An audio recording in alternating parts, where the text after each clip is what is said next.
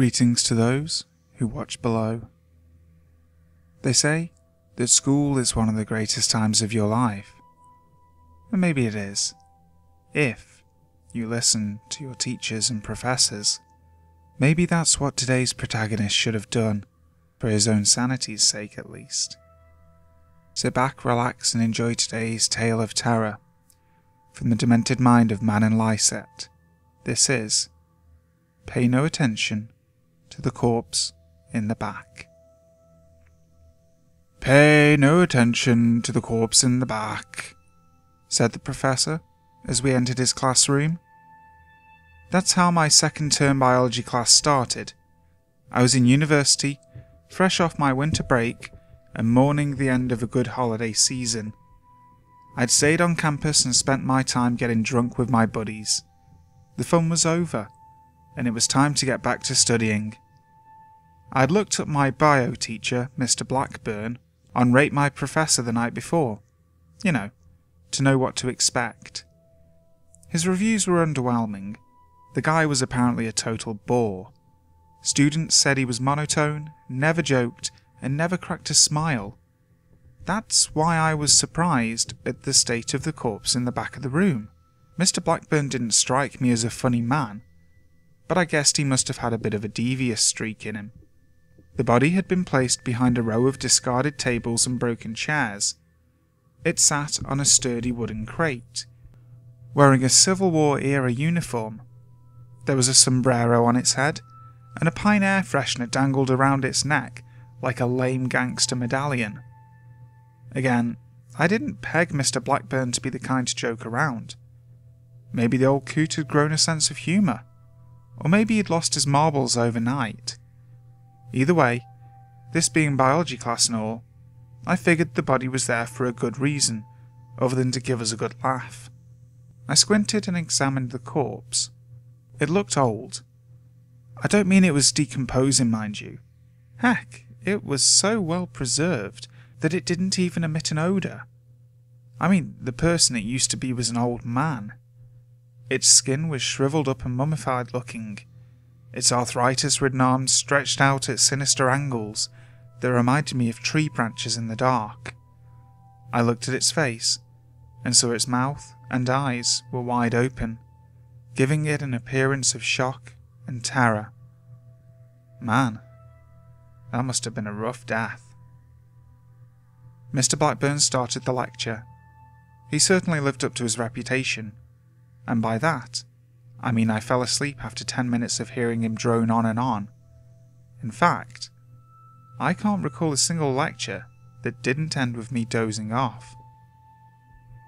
After class, the other students and I exchanged theories about the corpse and why it was there. Over the next few weeks, we started to notice that someone, presumably Mr. Blackburn himself, changed the body slightly between classes. Trying to figure out what the prof had done to it became our new pastime. Sometimes, its arm had been repositioned. Other times, it was several feet away from its starting position. Even its eyes could, at times, be spotted looking in a different direction. The corpse became our creepily awesome mascot. Whenever Mr. Blackburn caught us looking at it, however, he would clear his throat to draw our attention to the front and repeat what he had told us on the first day.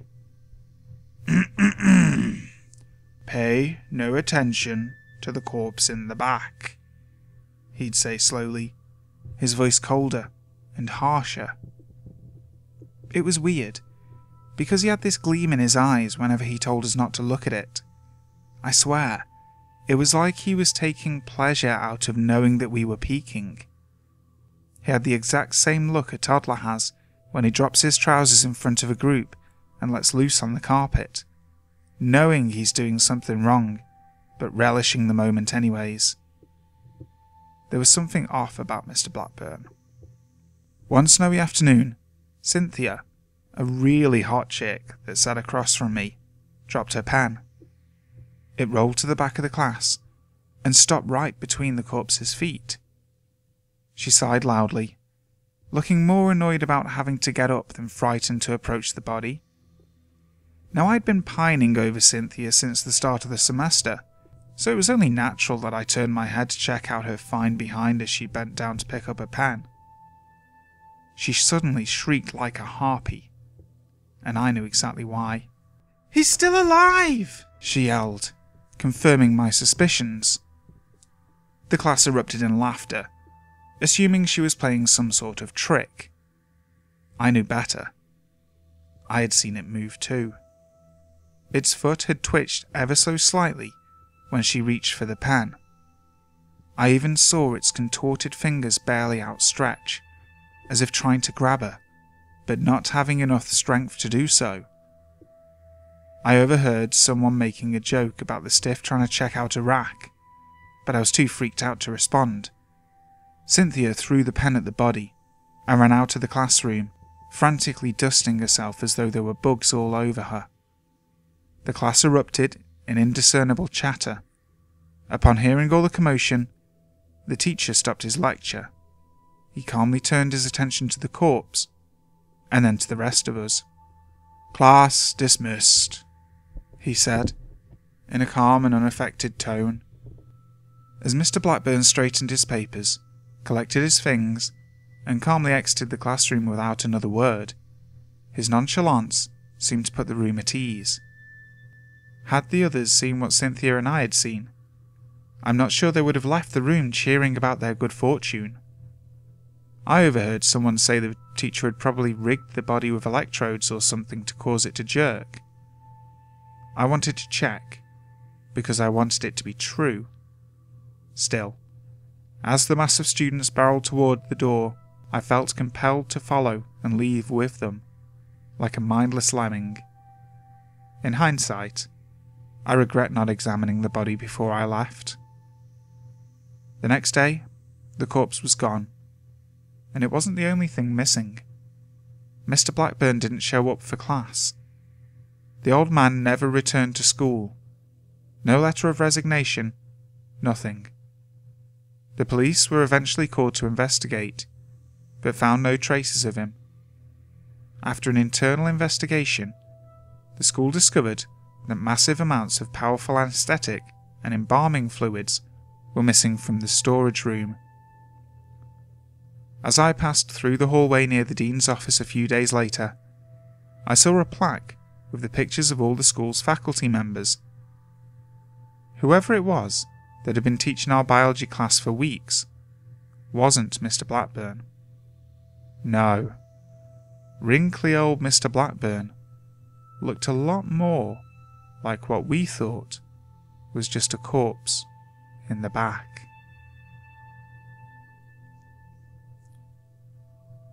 Hi guys, thank you for listening to today's video. I really hope you enjoyed it. If you did, please make sure to leave a like, comment on the video, and subscribe to the channel. And if you haven't already, once you're subscribed, please click the bell. This will enable you to get notifications whenever I post a video online.